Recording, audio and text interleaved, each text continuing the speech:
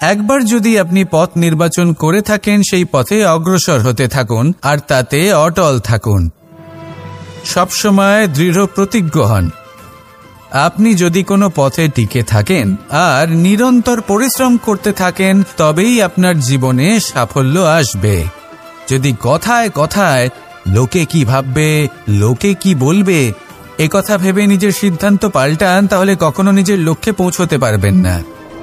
রামায়ণের একটা অত্যন্ত শ্রেষ্ঠ কাহিনী আছে, যেটা খুব অমূল্য শিক্ষাদান করে।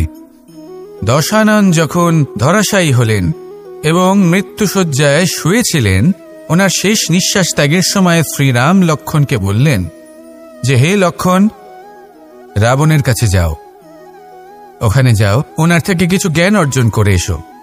উনি হলেন মহাজ্ঞানী, আর ওনার থেকে জ্ঞান অর্জনের এটাই শ্রেষ্ঠ সুযোগ।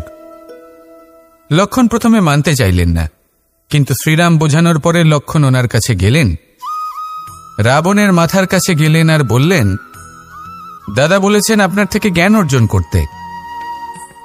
রাবণ কিছুই বললেন না।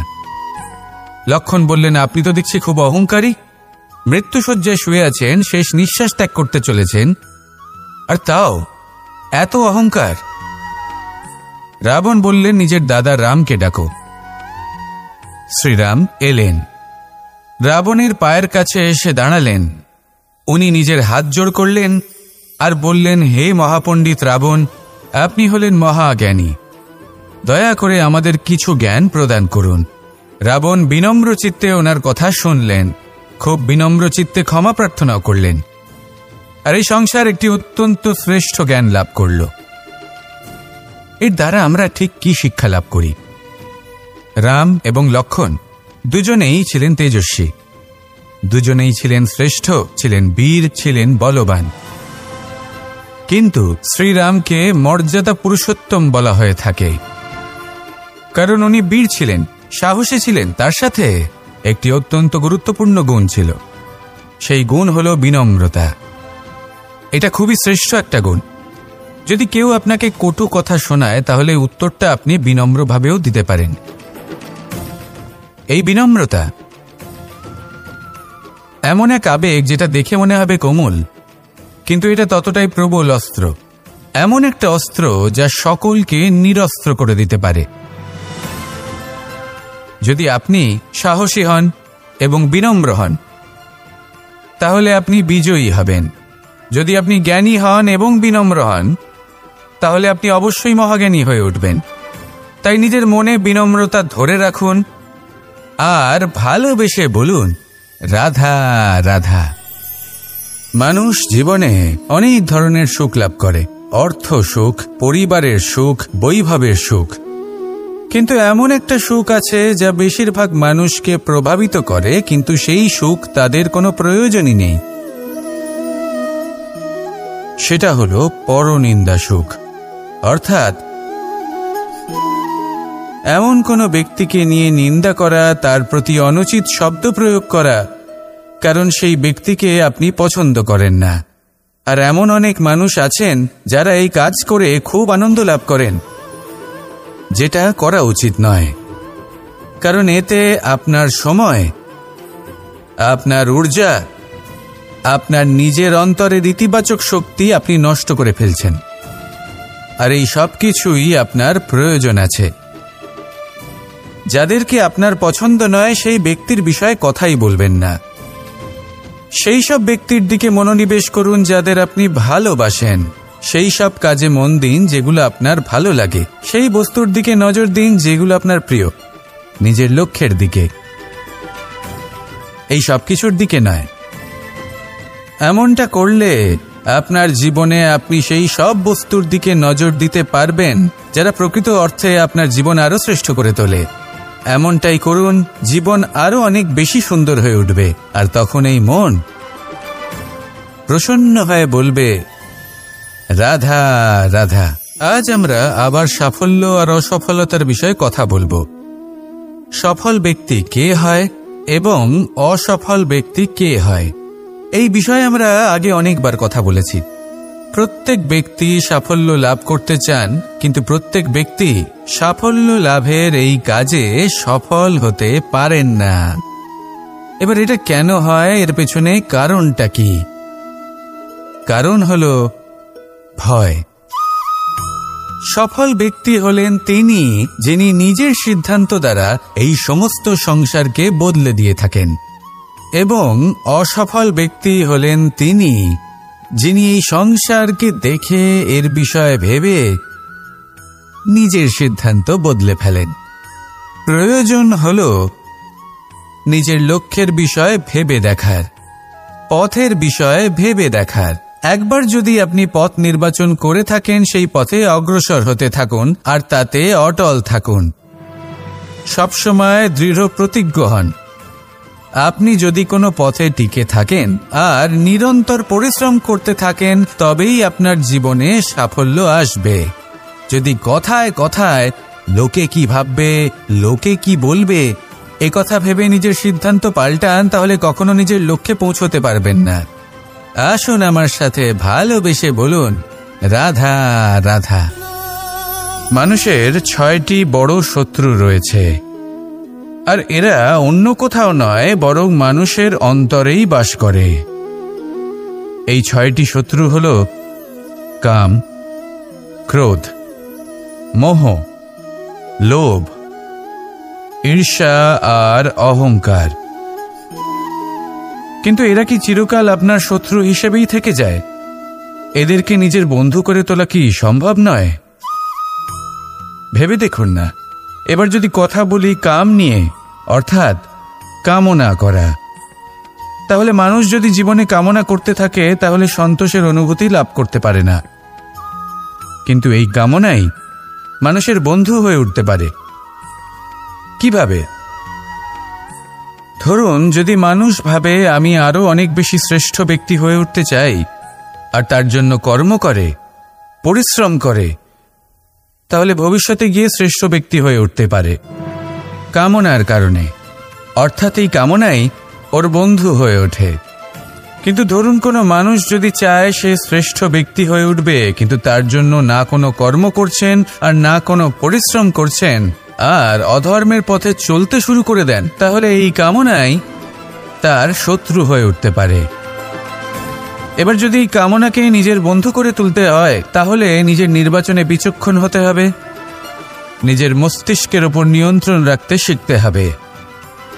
সেটাই করুন আর আমার সাথে ভালোবেসে বলুন, রাধা রাধা। আজ আমরা মানুষের আরও একটি শত্রুর বিষয়ে কথা বলবো, যার নাম হলো লোভ। যে কোনো বস্তুকে অত্যাধিক লাভ করার যে বাসনা, যতটা লাভ করেছি ততটা যথেষ্ট নয়, আমার আরও চাই, আরও চাই, একেই বলে লোভ। এবার এই লোভ আপনার জীবনে শুভ না অশুভ, আপনার মিত্র নাকি আপনার শত্রু, সেটাও নির্ভর করছে আপনার ওপর। যেমন ধরুন, কোনো ব্যক্তির অসম্ভব ধনের লোভ, সে সেটা অর্জন করছে আর সেটা সংগ্রহ করছে, আর সেটা লাভ করার জন্য সে অনৈতিক কাজ করছে। যদি এই সব হতে থাকে, তাহলে লোভ কিন্তু আপনার পক্ষে অত্যন্ত ক্ষতিকারক। কিন্তু যদি সেই ব্যক্তি ধরুন ধন অর্জন করছেন, তার সাথে নীতিও পালন করছেন, আর সংগ্রহ করার পরে সেটা সংসারে ছড়িয়ে দিচ্ছেন, যদি এমনটা হয়, তাহলে এই লোভ আপনার বন্ধু হয়ে উঠতে পারে। যদি আপনার সৎসঙ্গ লাভ করার, সৎকর্ম করার লোভ থাকে, তাহলে আপনি কখনো একা থাকবেন না। যদি ভালোবাসা প্রদান করার লোভ থাকে, এই সংসারকে সাহায্য করার লোভ থাকে, তাহলে এই লোভ, যা সংসারের শত্রু, সেটা কিন্তু আপনার সাথে পরমাত্মার মিলন ঘটাতে পারে।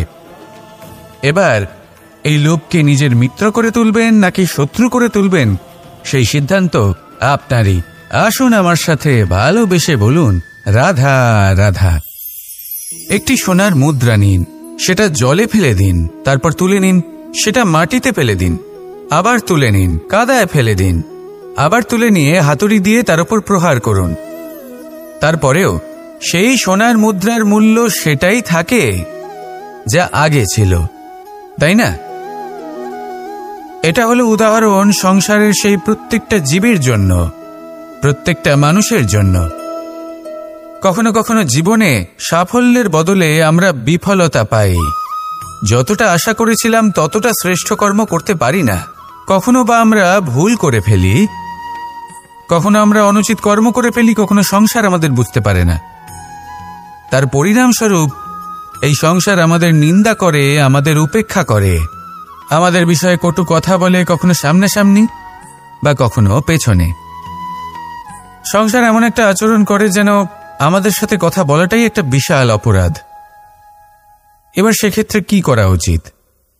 মনকে শান্ত করা উচিত। বেশিরভাগ ক্ষেত্রেই এমন সময় মানুষ এটা ভেবে বসে যে তার জীবনের কোনো মূল্যই নেই। তার মনে হয় যে সে এই সংসারে শুধু একটা বোঝার সমান। সে নিজেকে ঘৃণা করতে থাকে। ওর মনে হয় যে তার জীবন শূন্য। কিন্তু তা নয়।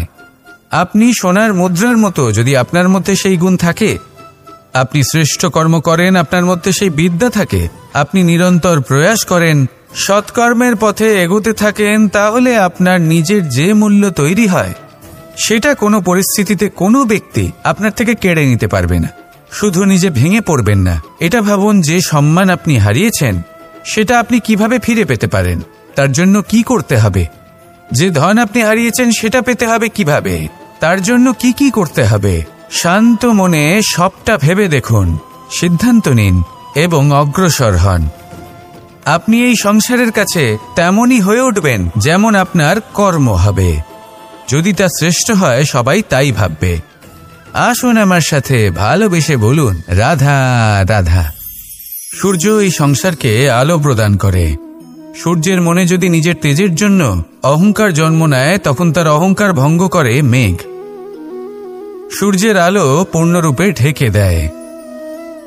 মেঘের মনে যদি নিজের গতি নিয়ে অহংবোধ জন্ম নেয়, তাহলে মেঘের অহংকার ভঙ্গ করে পর্বত। মেঘের গতি অবরুদ্ধ করে দেয়। এবার যদি পর্বত নিজের নিশ্চলতা নিয়ে অহংকার করে, তাহলে সেই অহংবোধ ভঙ্গ করে একটি মূষক। সেই বিশাল পর্বতে একটি ছিদ্র করে দেয়। এবার যদি মূষকের নিজের মনে অহংবোধ জন্ম নেয়, তাহলে জল তার অভিমান ভঙ্গ করে, সেই ছিদ্র দিয়ে প্রবেশ করে। আর যদি জলের মনে অহংবোধ জন্ম নেয়, তখন মানুষ বাঁধ নির্মাণ করে তার গতিপথ রুদ্ধ করে, জলের অহংকার ভঙ্গ করে। আর যদি মানুষের মনে অহংকার জন্ম নেয়, তখন সূর্য নিজের তাপ দ্বারা মানুষের অহংকার ভঙ্গ করে।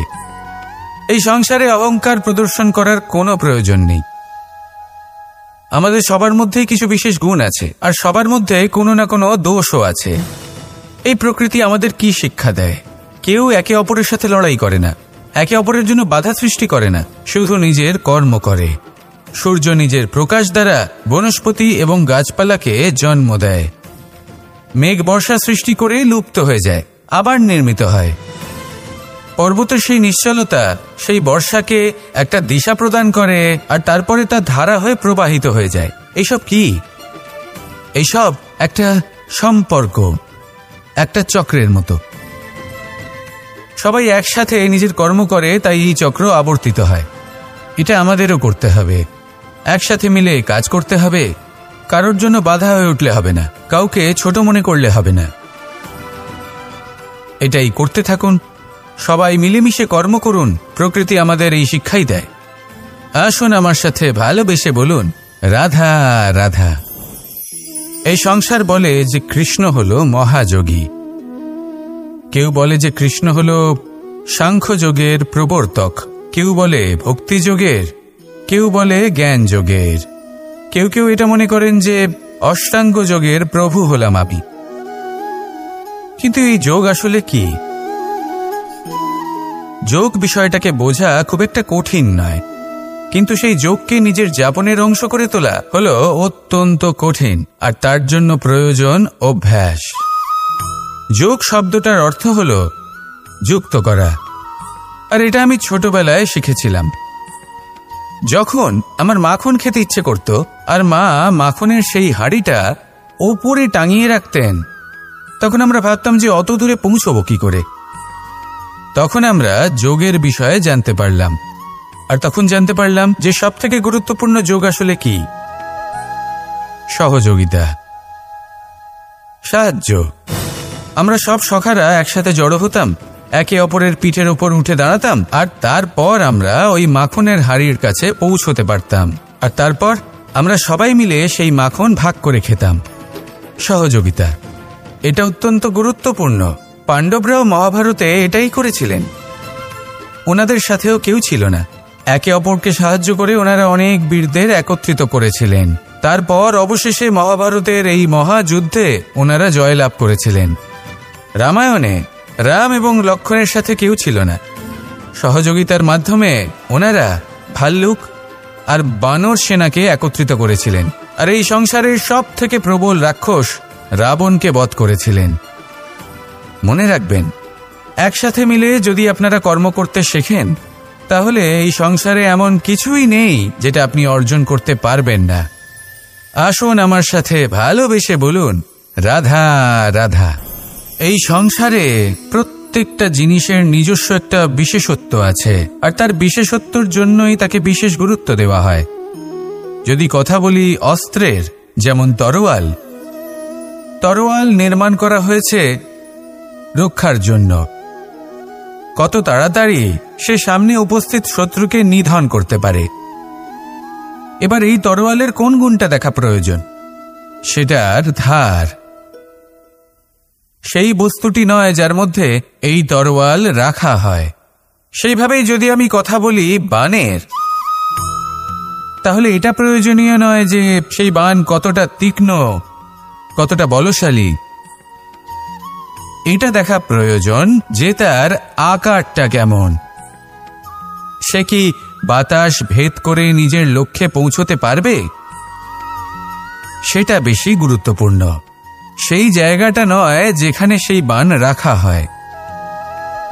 ঠিক সেইভাবেই যদি আপনি কোনো মানুষেরই মূল্য বুঝতে চান, তাকে পরখ করে দেখতে চান, তাহলে তার জাতি, তার ধর্ম, তার রূপ, তার আকার, সেগুলো দেখে তাকে পরখ করতে চেষ্টা করবেন না।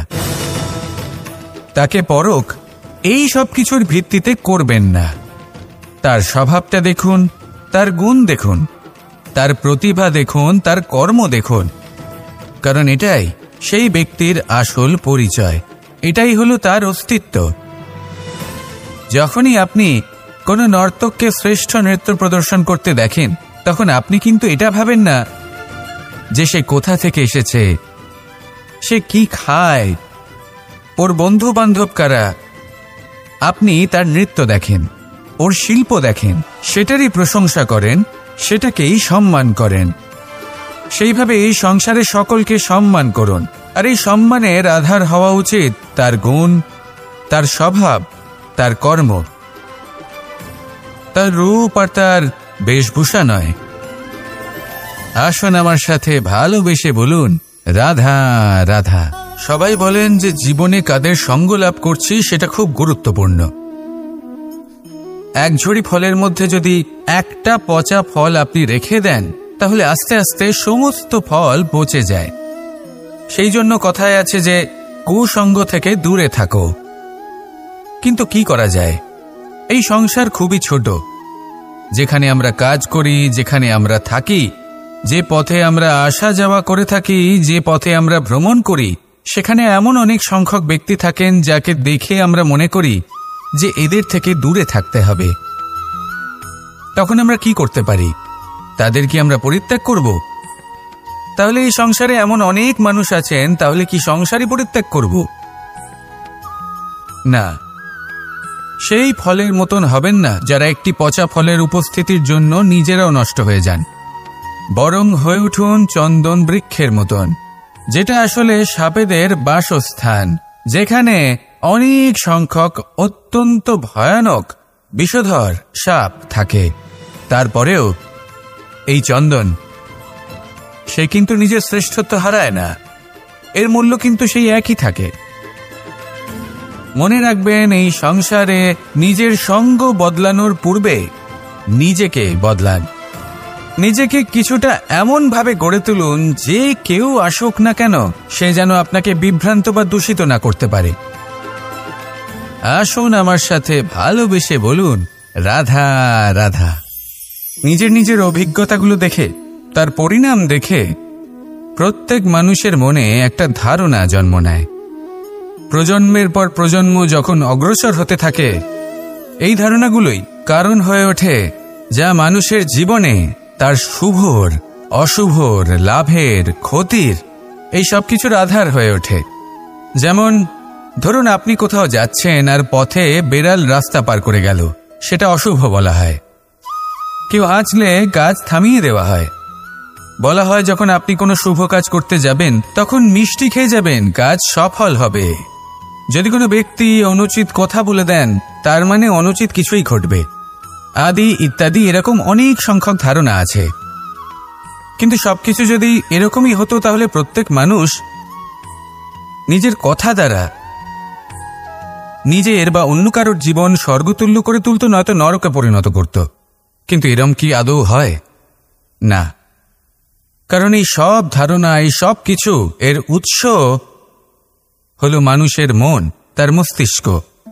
যখন আমরা কোনো বাক্য বা কোনো ধারণাকে একটু বেশি গুরুত্ব দিয়ে ফেলি, তার উপর একটু বেশি বিশ্বাস করে ফেলি, তখন যেটা হয়, তখন আমাদের এই ইচ্ছে শক্তি তার সঞ্চার হয় সেই বাক্যের মাধ্যমে, আর সেই জন্য সেই বাক্য আস্তে আস্তে ফলপ্রসূ হতে থাকে।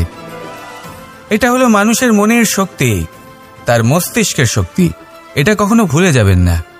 এটা প্রয়োগ করুন আর তার সদ্ব্যবহার করুন। একে প্রয়োগ করুন নিজের লক্ষ্যে পৌঁছানোর জন্য, শুভ কর্ম করার জন্য। আসুন আমার সাথে ভালোবেসে বলুন, রাধা রাধা। কখনো আমরা কোনো হাটে যাই, কোনো বিশেষ বস্তু কেনার থাকে, ওখানে যাই, গিয়ে অন্য কারোর কথা শুনে অন্য কোনো বস্তু কিনে নিয়ে আসি, অদরকারি জিনিস কিনে ফেলি। তারপর ভাবি যে আমরা এরকম কেন করলাম, এটা আমরা ভুল করলাম, আমার এটা করা উচিত হয়নি, আদি ইত্যাদি।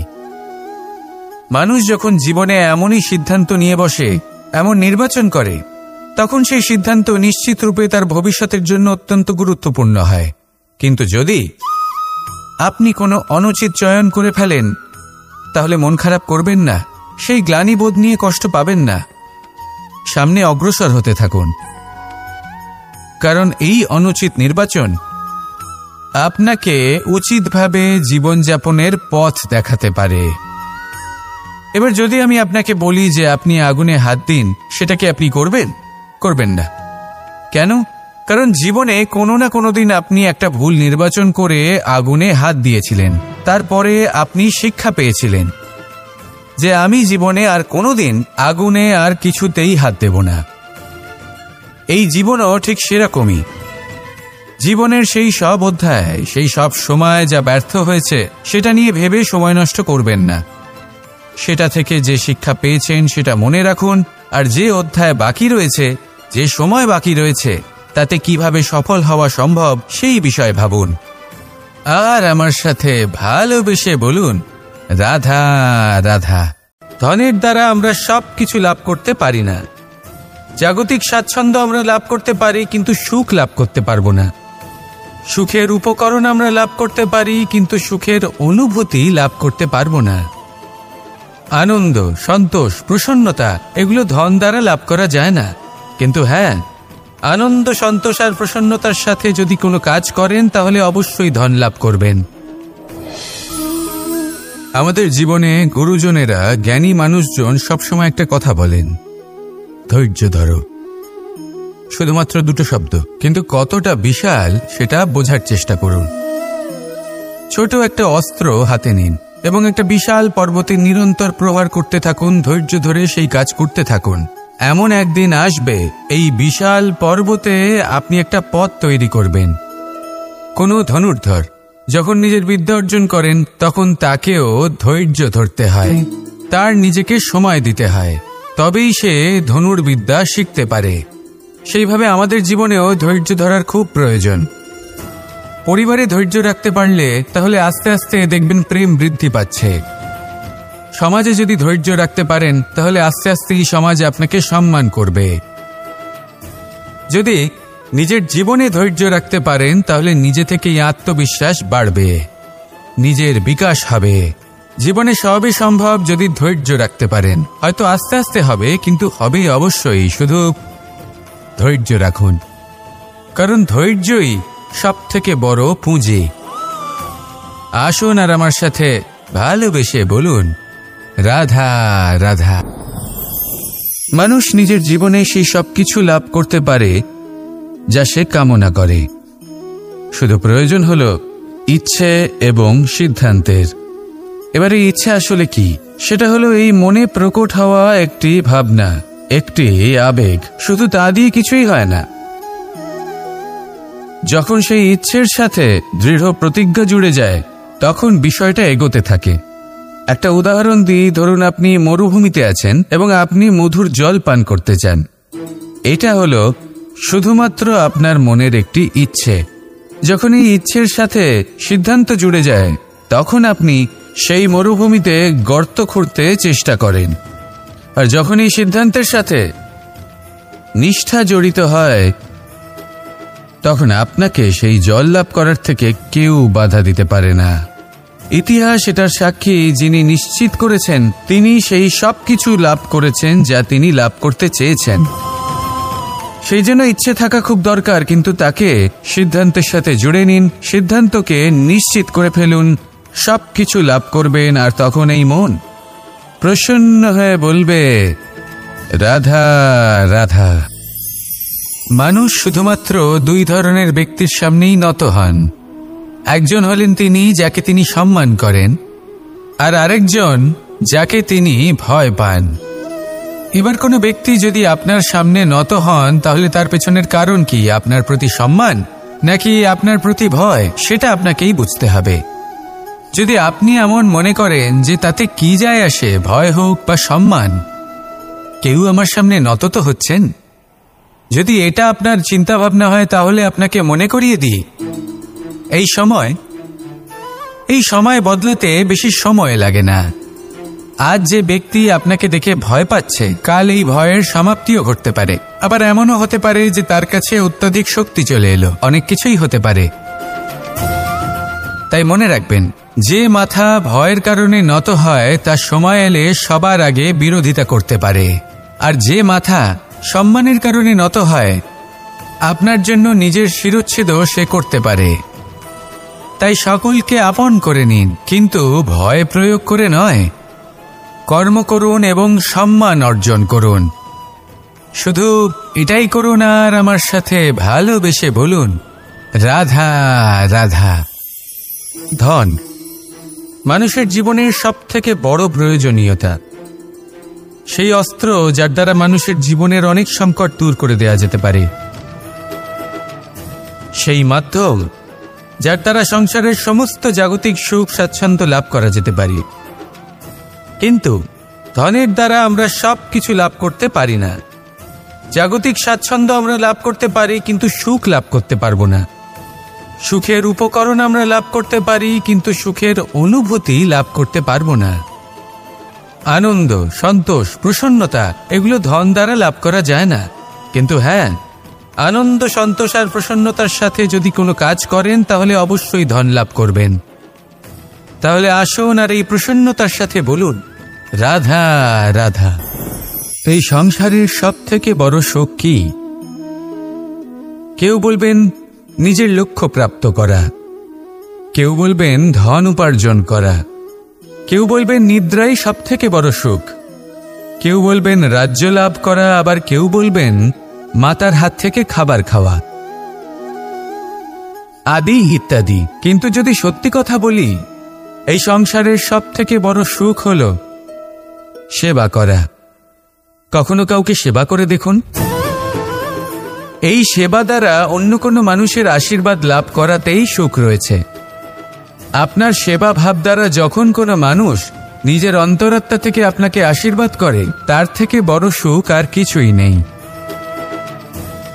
কারণ প্রত্যেক মানুষের মধ্যে ঈশ্বর বাস করেন। নরের সেবাই হলো নারায়ণের সেবা। নিষ্কাম সেবা করাই হলো সব থেকে বড় সুখ। তাই নিজের অন্তরে সেবার এই ভাব জাগ্রত করুন। যে সুখের কথা আমি বলছি, সেই সুখ অনুভব করেই দেখুন। এই মন সুপ্রসন্ন হয়ে বলবে, রাধা রাধা। এই সংসারের আরম্ভ থেকে এখনো পর্যন্ত এবং ভবিষ্যতেও একটা যুদ্ধ আছে যা হয়ে চলেছে, চলতেই থাকবে। পাপ এবং পুণ্যের মধ্যে যুদ্ধ, সত্য এবং অসত্যের মধ্যে যুদ্ধ। এই যুদ্ধ চলেই আসছে, আর এই যুদ্ধে যারা লড়েন তাদের আমরা সবসময় জয় জয়কার করি। আর যারা এই জয় জয়কার করেন তাদের প্রত্যেকের একটা বিশেষ গুরুত্ব থাকে। যখনই কোনো যোদ্ধা যুদ্ধক্ষেত্রে ক্লান্ত হয়ে পড়ে, শক্তিহীন হয়ে পড়ে, তখন এরা জয় জয়কার করে, শঙ্খ বাজাতে থাকে, সেই যোদ্ধাকে অনুপ্রেরিত করে, শক্তি এবং সাহসে ভরিয়ে তোলে। আর তখন সেই যোদ্ধা সেই যুদ্ধকে এগিয়ে নিয়ে যেতে পারে। যখন শ্রীরাম লঙ্কা যাত্রা করার জন্য সেতু তৈরি করছিলেন, তখন একটা ছোট্ট মিষ্টি কাঠবিড়ালি নিজের মুখে মাটির টুকরো বয়ে নিয়ে গিয়ে তার সাধ্যমতো তাকে সাহায্য করছিল। শ্রীরাম দেখলেন এবং বললেন যে ও তো সবার মনোবল বৃদ্ধি করছে, সবাইকে প্রেরিত করছে। ও বলল যে আমি এত ছোট হয়েও যদি এই কাজ করতে পারি, তাহলে আপনারা সবাই কেন পারবেন না? এটাই হলো সেই সকলের মাহাত্ম্য, যারা জয় জয়কার করেন, অনুপ্রেরিত করেন, সাহস যোগান। ওনারা সেই ব্যক্তি যারা একজন যোদ্ধার মধ্যে যুদ্ধকে জয় করার শক্তি প্রদান করেন। আসুন আমার সাথে ভালোবেসে বলুন, রাধা রাধা। বনের মধ্যে যদি আপনি কোনো বিষাক্ত সাপ দেখেন, তাহলে কি করবেন? আপনি তখনই তার থেকে দূরে পালাতে চেষ্টা করবেন। আর এটা কেন করবেন? নিজের রক্ষার্থে। এই কথা আমি নয় মেনে নিলাম, কিন্তু নিজের জীবনে এটা করেন না কেন? আপনি যেখানেই যান, যে স্থানেই যান না কেন, প্রত্যেক সময়, প্রত্যেক মুহূর্তে এমন বিষাক্ত সাপ আপনি অবশ্যই খুঁজে পাবেন। আর সেই সাপ নয় যাদের আপনি বনে খুঁজে পাবেন, এরা হলো সেই সাপ যা আপনাকে পাপ করতে বাধ্য করবে। আপনার অন্তরের বাসনা, ক্রোধ, অহংকার, লোভ, ঈর্ষা এদের বৃদ্ধি ঘটাবে। দেখুন, বনের এই সাপ আপনাকে একবার ছেড়ে দিতেও পারে, ছোবল নাও মারতে পারে, কিন্তু এই যে পাপরূপী সাপ আছে তা অবশ্যই ছোবল মারবে। কর্ম যদি করেন তাহলে অবশ্যই ফল পাবেন। সেই জন্য যখনই কোথাও যাবেন, যদি এমন কাউকে দেখেন, যদি এমন কিছু দেখেন যে আপনাকে পাপ করতে বাধ্য করছে, তাহলে সেই মুহূর্তে সেখান থেকে পালিয়ে যান। যেমন বনের সাপ দেখে আপনি পালাতে থাকেন। সৎকর্মের রক্ষা অত্যন্ত আবশ্যক। আসুন আর আমার সাথে ভালোবেসে বলুন, রাধা রাধা। আমার অনেকগুলো নাম আছে, আর তাদের মধ্যে একটি হলো যুদ্ধ বিমুখ। এই কথা আপনারা সবাই জানেন। দাদাও আমাকে বলেছেন যে তুমি এরকম কিভাবে যুদ্ধক্ষেত্র থেকে মুখ ঘুরিয়ে পালাতে পারো কানাই। দেখুন, যেটা সময়ের দাবি ছিল আমি সেটাই করেছি। যদি আমি রণভূমি ত্যাগ করে না পালাতাম, তাহলে কে জানে কত সৈনিক নিজেদের প্রাণ হারাতেন, কে জানে কতগুলি পরিবার নিজেদের বাঁচার আশা হারাতেন, কে বলতে পারে হয়তো কত প্রাণী এই সংসার ত্যাগ করতেন। আর তাই কখনো কখনো যুদ্ধ বিমুখ হওয়াই শ্রেয়। কখনো জীবনের ক্ষেত্রেও এটা প্রযোজ্য। যদি দূরে চলে গেলে আপনার সম্ভাবনা বৃদ্ধি পায়, তাহলে দূরে চলে যান। দূরে চলে যান সেই সকল ব্যক্তিদের থেকে যারা কথায় কথায় আপনাকে অপমান করেন, আপনার নিন্দা করেন, আপনাকে বাধা দেওয়ার চেষ্টা করেন, আপনাকে ছোট করেন। কারণ তাদের সাথে থেকে, সেই সকল ব্যক্তিদের সাথে থাকলে যারা আপনার মূল্য বোঝেন না, আপনি নিজের আত্মসম্মান, নিজের আত্মবিশ্বাস, নিজের ব্যক্তিত্বকে নত করে ফেলবেন। দূরে চলে যান সেই সকল সংঘর্ষ থেকে, সেই সকল পরিস্থিতি থেকে যাদের সম্মুখীন হয়ে আপনি কোনো পরিণামেই পৌঁছতে পারবেন না। যদি আপনি এইভাবে যুদ্ধ বিমুখ হয়ে উঠতে পারেন, যদি এই প্রবৃত্তি আপনি নিজের মধ্যে জাগ্রত করতে পারেন, তাহলে আপনার সামনে সেই যুদ্ধ চলে আসবে যাতে বিজয় লাভ করে আপনি নিজের অস্তিত্ব খুঁজে পাবেন। আর সেটাই হলো সবথেকে বড় জয়লাভ। আসুন আমার সাথে ভালোবেসে বলুন, রাধা রাধা। বায়ু পঞ্চতত্ত্বের মধ্যে তৃতীয় তত্ত্ব। কেউ একে সমীর বলে, আবার কেউ একে পবন বলে। প্রথম কথা হলো এটাই যে এই বায়ু আমাদের জীবন দান করে প্রতিদিন, প্রত্যেক মুহূর্তে। এই বায়ুর কারণেই আমরা নিঃশ্বাস নিতে পারি, জীবিত থাকতে পারি। এই বায়ুই হলো সেই যা সকল মেঘেদের একত্রিত করে একটি স্থানে আর বর্ষা ঘটায়। আর এই বর্ষার কারণেই এই ধরিত্রীতে অন্ন উৎপন্ন হয়। এই বায়ুকে দেখুন, কখনো এতটা সৌম্য যে আপনার কোনোই তফাৎ বোধ হয় না, আর কখনো কখনো এমন রূপ ধারণ করে ফেলে যে অনেক বড় বড় পর্বতের আকার পর্যন্ত বদলে ফেলে। এটাই হলো বায়ুর বিশেষত্ব।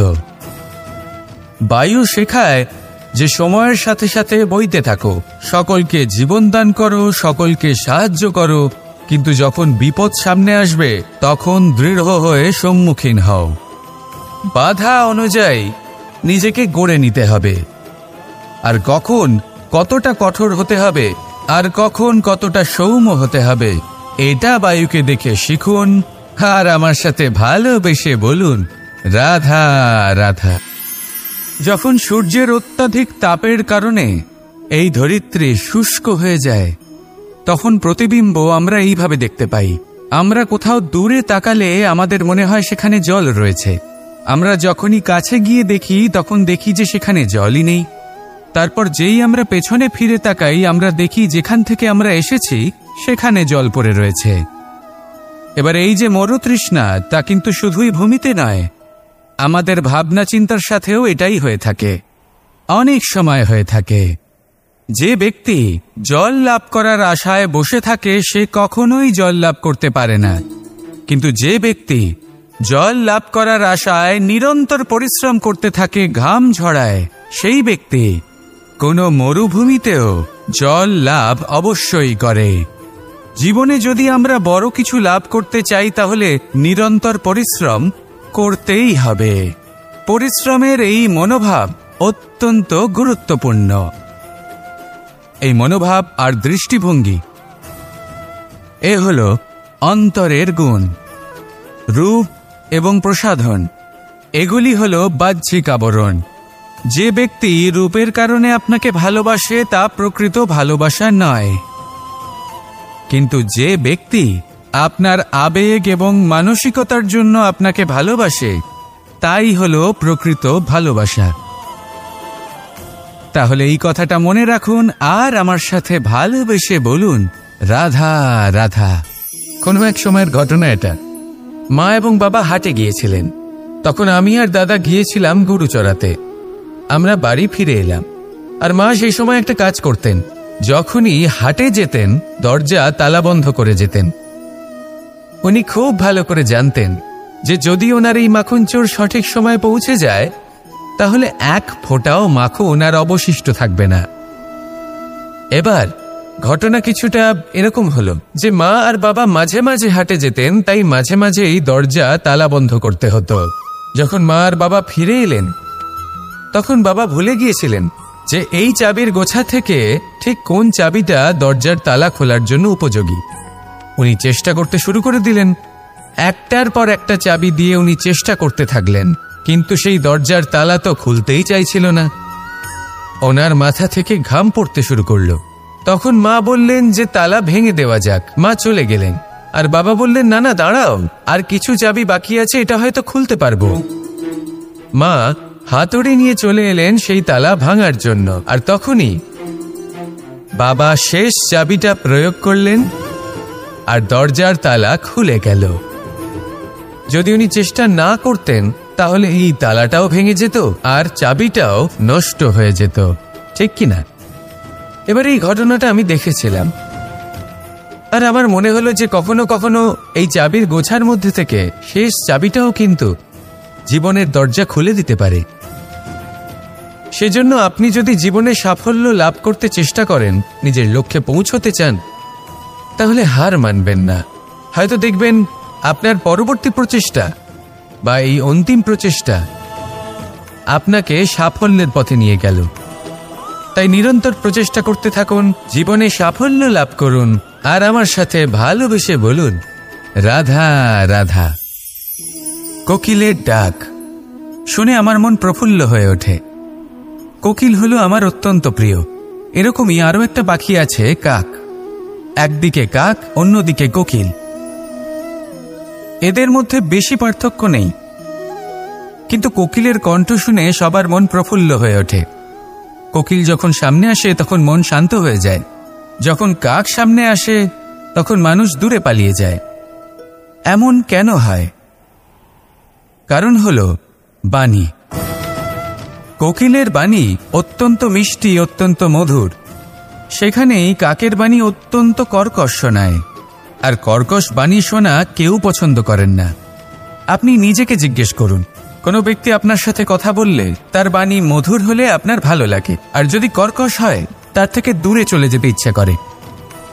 তাই নিজের বাণীও এইভাবেই মধুর রাখুন, মিষ্টি রাখুন। এ আমারও খুব প্রিয়। আর এটা তখন হয় যখন মনে প্রেম থাকে। মনের মধ্যে প্রেম জাগ্রত করুন, বাণী নিজে থেকেই মধুর হয়ে যাবে। আর কৃষ্ণ নিজে থেকে আপনার কাছে আসবে আর আপনার সাথে বলবে, কি রাধা রাধা।